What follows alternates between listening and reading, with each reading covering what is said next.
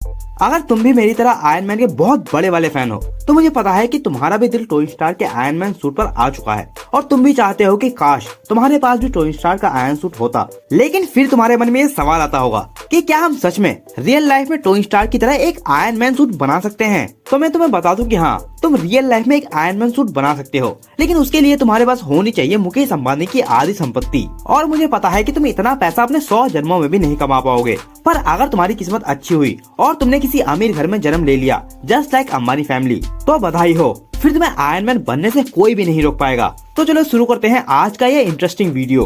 देखो, अब तुम्हें टोनी स्टार्क का आयरन मैन सूट बनाने के लिए सबसे पहले तुम्हें उसके सूट के मटेरियल के बारे में समझना होगा। अब बहुत से लोग ये कहेंगे कि इसमें समझना क्या है, आयरन मैन का सूट तो पूरा लोहे से बना है, पर ऐसा नहीं है, क्योंकि लोहे में बहुत सारी प्रॉब्लम होती है। जैसे कि लोहा बहुत भारी होता है और इसमें जंग लग जाता है, जिससे टाइम के साथ लोहा बहुत कमजोर पड़ जाता है। और अगर तुम्हें 2008 की आयरन मैन मूवी याद हो तो टोनी स्टार्क ने अपना पहला सूट मार्क 1 पूरा लोहे से ही बनाया था, जो कि बहुत भारी था और वो सूट इतना स्ट्रॉन्ग भी नहीं था, इसलिए जमीन से टकराते ही उस आयरन सूट के अंजर पंजर अलग हो गए थे। और इन्हीं रीजंस को ध्यान में रखते हुए टोनी स्टार्क ने अपना आयरन मैन सूट बनाने के लिए टाइटेनियम मेटल का यूज किया, क्योंकि टाइटेनियम इस दुनिया में अभी तक का सबसे मजबूत और हल्का मेटल है और इसमें कभी भी जंग नहीं लगता। तुम टाइटेनियम की मजबूती का अंदाजा इस बात से लगा सकते हो कि जब आयरन मैन के सूट पर टैंक से हमला किया जाता है तब टोनी के सूट पर सिर्फ एक हल्की सी खरोंच ही आती है। तो अब तुम ये समझ सकते हो कि टाइटेनियम में कितनी ज्यादा स्ट्रेंथ होती है। और यही इस मेटल की सबसे बड़ी दिक्कत भी है, क्योंकि टाइटेनियम को कोई भी शेप देना बहुत ही मुश्किल टास्क होता है, जबकि हमें हमारे आयरन सूट के लिए छोटे से छोटे पार्ट में एकदम परफेक्ट और एक्यूरेट शेप की जरूरत है, ताकि जब तुम अपने आयरन सूट को पहनो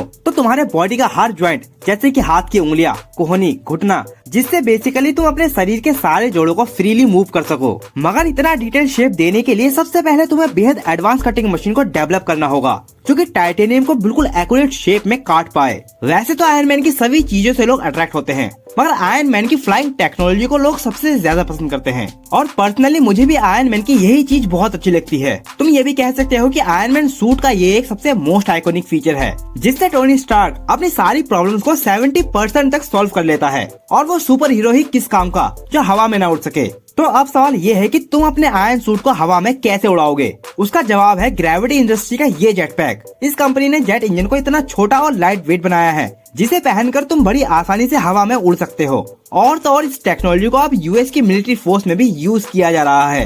पर अगर तुमने टोनी का गुफा के अंदर बनाया गया पहला आयरन मैन सूट ध्यान से देखा होगा, तो उस सूट में टोनी के थ्रस्टर्स भी काफी बड़े थे, जिसे उसने बाद में छोटे साइज में क्रिएट किया। मेरे कहने का सीधा मतलब ये है कि इस दुनिया में कोई भी नई चीज वक्त के साथ ही इम्प्रूव होती है, और हो सकता है कि फ्यूचर में हम भी इस जेट इंजन को टोनी स्टार्क के थ्रस्टर्स के साइज जितना क्रिएट कर ले। लेकिन हमारे जीनियस, करोड़पति और रोमियो की एक टेक्नोलॉजी पर फेसबुक के मालिक मार्क जुकरबर्ग ने अभी से ही काम करना शुरू कर दिया है, और वो है टोनी स्टार्क का जारविस एआई। और इन भाई साहब ने भी अपने एआई का नाम जारविस रखा है, जो बिल्कुल टोनी के जारविस की तरह इनके घर की हर चीज को कंट्रोल करता है। और जुकरबर्ग का जारविस भी वॉइस कमांड से कोई भी टास्क बहुत ही आसानी से कर सकता है, और तुम इस एआई जारविस को अपने आयरन मैन सूट पे इंस्टॉल कर सकते हो। अब मुझे तुम्हें यह बताने की जरूरत नहीं है कि जारविस आयरन सूट के लिए कितना ज्यादा इम्पोर्टेंट है। चलो यहाँ तक तो तुम्हारा आयरन सूट बनकर तैयार हो जाएगा, लेकिन उसके बाद फिर तुम्हें एक सबसे बड़ी दिक्कत को सॉल्व करना होगा, और जिसके लिए तुम्हें अरबों रुपए पानी की तरह बहाने पड़ेंगे, और वो है आयरन सूट को पावर देना। देखो, टोनी स्टार्क ने इस काम को जितनी आसानी से करके दिखाया है,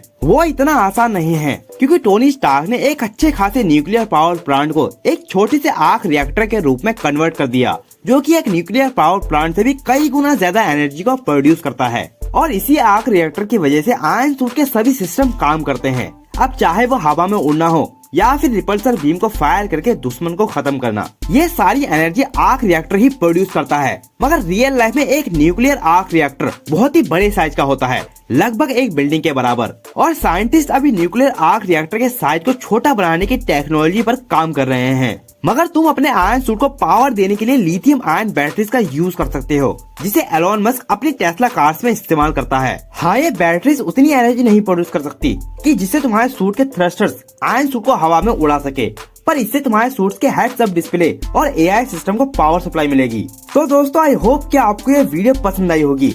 ऐसे ही और इंटरेस्टिंग वीडियोस देखने के लिए चैनल को सब्सक्राइब करो। तो मिलते हैं अब अगली वीडियो में।